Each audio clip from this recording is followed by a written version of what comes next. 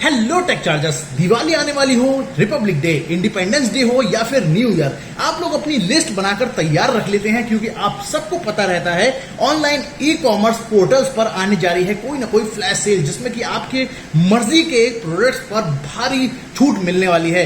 ऐसे में दोस्तों आप लोगों को सीधा सीधा फायदा तो हो सकता है, लेकिन उसके पीछे के डार्क बैकग्राउंड को आप नहीं समझ पाते हैं। अब दोस्तों वैसे समझ में तो आना इतना आसान है नहीं, लेकिन फिर भी गवर्नमेंट कुछ अब ऐसा करने जा रही है कि आपकी अब लिस्ट बनाने की जो सहूलत है वो दोस्तों खत्म होने वाली है। मतलब आपको नहीं मिलेगा मौका कोई भी फ्लैश सेल में परचेजिंग करने का। क्या है पूरी डिटेल इंट्रो के उस पार बात करने वाला हूं, लास्ट तक देखिए वीडियो। मैं हूं अशफाक और आप देखना शुरू कर चुके हैं टेक्निकल चार्जर।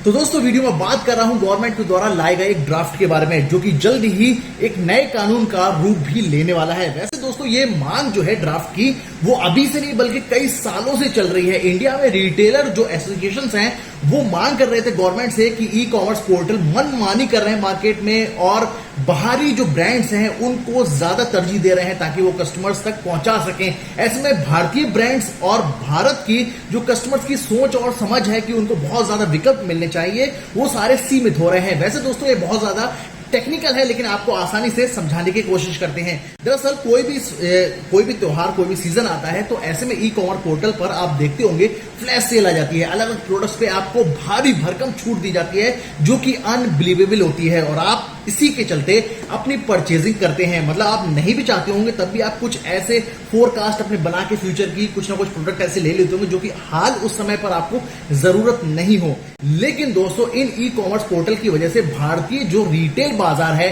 वो पूरी तरीके से तबाह होता जा रहा है। वैसे ये जरूरी नहीं है दोस्तों कि पूरी तरीके से तबाह हो रहा, क्योंकि ई कॉमर्स पोर्टल पर थर्ड पार्टी के लिए भी एक्सेस मिलता है। वो अपने प्रोडक्ट्स को इसके प्लेटफॉर्म पर आकर सेल कर सकते हैं और लोग उसको आराम से परचेज भी करते हैं। लेकिन यहां पर जो आरोप लग रहे हैं ई कॉमर्स पोर्टल पर, खासतौर पर अमेजॉन और फ्लिपकार्ट पर, कि ये बाहर की कंपनियों को, मल्टीनेशनल कंपनियों को और वो भी कुछ चुनिंदा कंपनियों को ही तरजीह देते हैं। और जब कस्टमर कुछ भी प्रोडक्ट सर्च करता है उन कंपनियों से रिलेटेड तो सबसे पहले सर्च रिजल्ट में वो उन्हीं कंपनियों के प्रोडक्ट को लेकर आते कस्टमर के सामने ताकि वो उनमें से ही किसी को सिलेक्ट कर ले। और भारतीय जो ब्रांड्स हैं उनको वो पीछे ढकेल देते हैं जिससे कि कस्टमर्स तक उनकी पहुंच नहीं बन पाती है। ये तो हुई बात इस तरह से। अब दोस्तों हर चीज के दो पहलू होते हैं। जब ई कॉमर्स पोर्टल नहीं थे उस टाइम पर आपने देखा होगा कि रिटेल बाजार में जब आपको शॉपिंग करने जाते थे वहां पर बार्गेनिंग के साथ साथ कभी कभी ऐसा भी होता था कि कस्टमर धक्का भी दे देते थे कस्टमर को और उसकी बेइज्जती भी करते थे कि आपकी औकात नहीं है ये चीजें खरीदने की।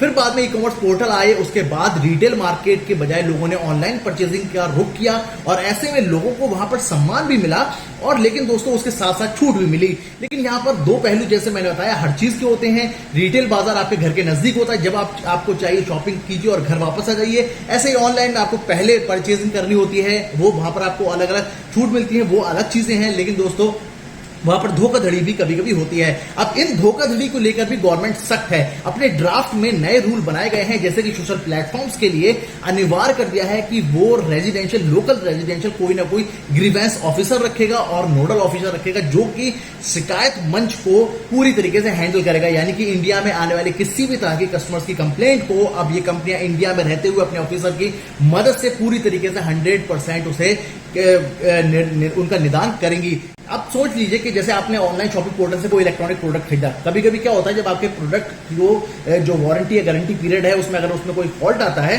तो आप अगर कंपनी से जो ई कॉमर्स पोर्टल है उससे कांटेक्ट करते हैं तो वो आपको सेलर के पास भेज देता है कि प्रोडक्ट इनका था, आप इनसे बात कीजिए। लेकिन अब ऐसा नहीं हो पाएगा। ड्राफ्ट को लॉ बनने के बाद हर ई कॉमर्स पोर्टल की ही जिम्मेदारी होगी कि वो कस्टमर को जो उसने सामान बेचा है अपने पोर्टल से वो उसकी समस्या का निदान करे। तो यहां पर कुछ अच्छाइयां भी आ रही हैं। बाकी दोस्तों ई कॉमर्स पोर्टल ने अभी तक इस ड्राफ्ट के ऊपर कुछ भी नहीं कहा है, लेकिन हाँ ये जरूर है दोस्तों कि आने वाले दिन में अब आपको फ्लैश सेल जैसा कुछ भी नहीं मिलने वाला है। मतलब अंधाधुंध कंपनी 80%, 60%, 50%, 40% जैसे डिस्काउंट वाली जो सेल लेके आती थी ना वो अब आपको नहीं मिलेंगी। हाँ लेकिन एक चीज जरूर है, गवर्नमेंट ने अपने ड्राफ्ट में ये क्लियर कर दिया है कि इन पोर्टल्स पर कोई थर्ड पार्टी चाहे, जैसे कि मान लीजिए सैमसंग चाहता है कि वो इन पोर्टल पर अपने प्रोडक्ट्स पर आपको डिस्काउंट दे, सेल लेके आए, तो वो ला सकता है। उसमें इन ई कॉमर्स कॉमर्स की कोई भी भागीदारी नहीं होगी।